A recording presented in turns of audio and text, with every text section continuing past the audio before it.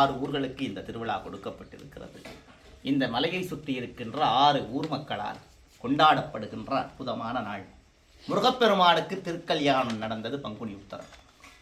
சிவபெருமானுக்கும் பார்வதிக்கும் திருமணம் நடந்தது பங்குனி உத்தரம். முருகப்பெருமானுடைய அகத்தியர் பெருமான் முதல்ல சத்ருசம்ஹார பூஜை பண்ணது பங்குனி உத்தரம். முதல்ல போகர் பெருமான் நவபாஷான சிலையை செய்யறதுக்கு பழனியில தொடங்கியது பங்குனி உத்தரம். அகத்தியர் பொதிகை மலையில் முதலாவது தமிழ்ச்சங்கத்தை கூட்டியது பங்குனி உத்தரம். அதனால் தான் அவ்வளவு மகத்துவம் நிறைந்தது முருக வழிபாட்டிலே பங்குனி உத்தரம் என்கிற அற்புதமான நாள். அந்த நாளிலே ஒவ்வொரு வருடமும் சித்தர்கள் வாழ்கின்ற இடங்களிலே ஒரு தெய்வீக சுனை இருக்கும். அது போன்ற ஒரு யானை காட்டி கொடுத்த அற்புதமான சுனையிலே தான் அந்த தீர்த்த கிணறை அமைத்திருக்கிறார்கள்.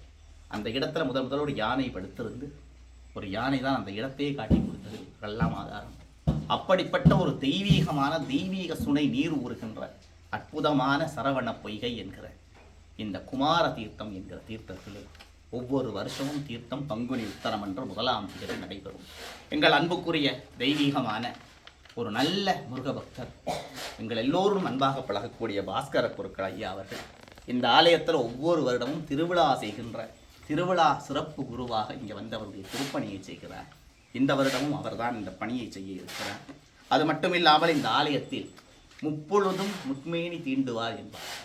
அந்த முருகப்பெருமான தொட்டு பூஜை சென்ற வாக்கியமான நம்முடைய தம்பி காந்தன் அண்ணா அவர்களும் நம்முடைய தங்கராசா ஐயா அவர்களும் இருவரும் இருக்கிறார். கவராசா ஐயா அவர்கள் இருவரும் இருக்கிறார்.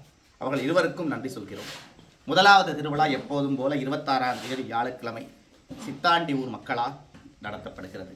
2வது நாள் வெள்ளிக்கிழமை வேதபாராயண திருவிழா மாவடி வேம்பு மக்களாலும், 3வது நாள் சனிக்கிழமை மலைவேலன் திருவிழா குழு என்கின்ற மட்டக்களப்பில் இருந்து போகின்ற பாத யாத்திரை என்பவர்கள் எல்லோரும் சேர்ந்து தேன் திணைமா திருவிழாகவும், 4வது நாள் மாம்பழ திருவிழா கும்மாதுரை மக்களாக 29ஆம் தேதி ஞாயிற்றுக்கிழமையும், கடைசி 5ஆம் நாள் இரவு திருவிழா 5வது நாள் செங்கலடி திருவிழா திங்கட்கிழமை 30ஆம் தேதி திருமுறை திருவிழாவாகும்.